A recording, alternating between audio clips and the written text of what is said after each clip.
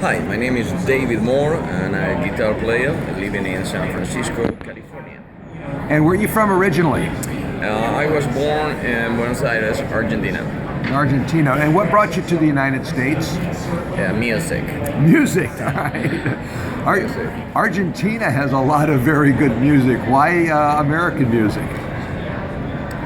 I guess as a child, the Falkland Islands are invaded by the British, and so since a very young age, I was influenced by some British artists like Deep Purple and of course American music as well as Jimi Hendrix and B.B. King and Johnny Winter.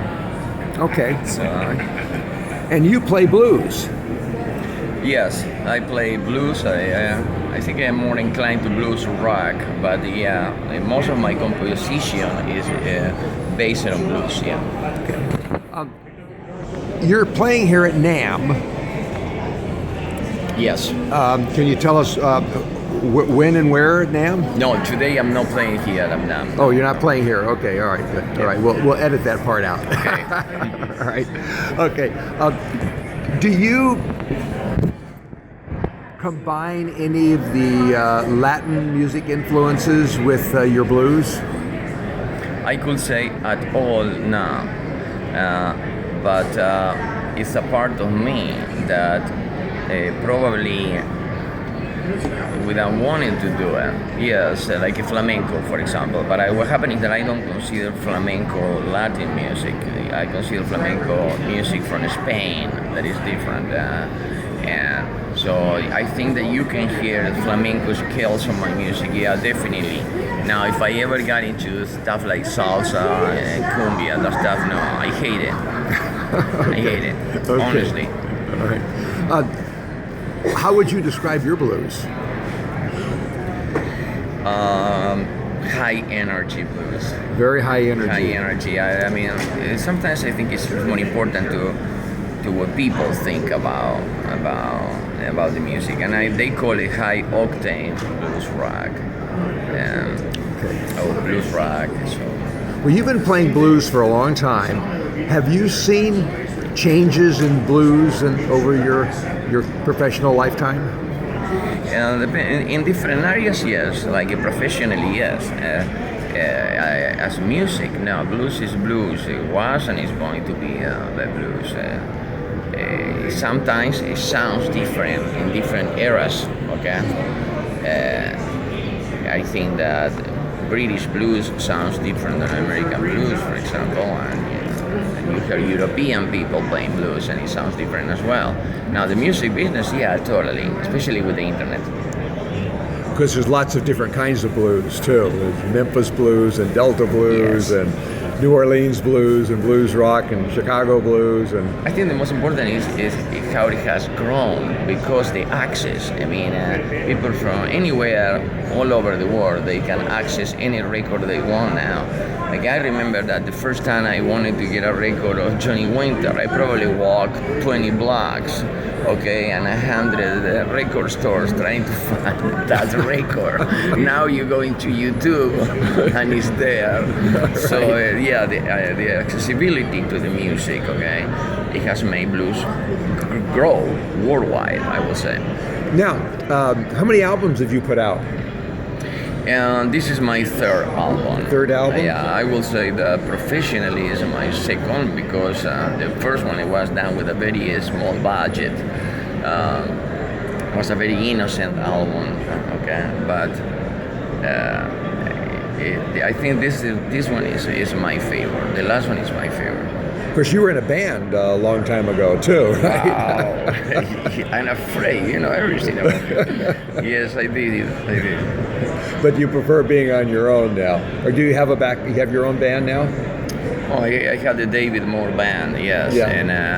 And of course I switch a lot of musicians. Okay, all depends on the budgets too, and where I'm playing. Sometimes I tour in South America, for example, and some guys don't want to travel all the way there to play 5 shows. Okay, yeah. So or sometimes I met people on Skype Sky, the computer program, and I rehearse with these people the other side of the planet, and I show them the songs, and then when I arrive there, I say, "Hi, my name is David. You got the songs?"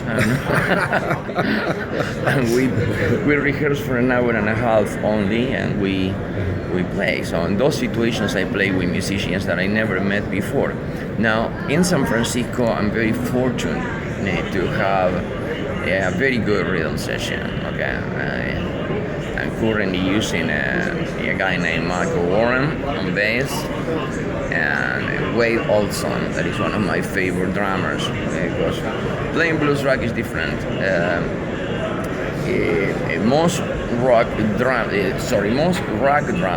don't play blues very well, and most blues drummers they struggle with rock arrangements and rock dynamics, but there are a few guys, okay, like Mick Mitchell.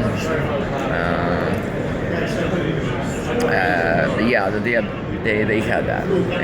Wade Olson is one of them. Well, I know that you like Muddy Waters. Yes. Yes. Are there any contemporary blues artists that really excite you? Thank you for asking me that. Yes, I'm not afraid to explore new things at all, man. And I think that Eric Gills is great. And not afraid to say it. I mean, people, especially in the music business, they are very jealous of a musician. I got to say, Eric, you're one of the best guitar players in the world. And then I admire anybody that works hard and honestly, like Joe Bonamassa, for example. If you could open for anybody in the world, who would you like to open for? Now? Yeah.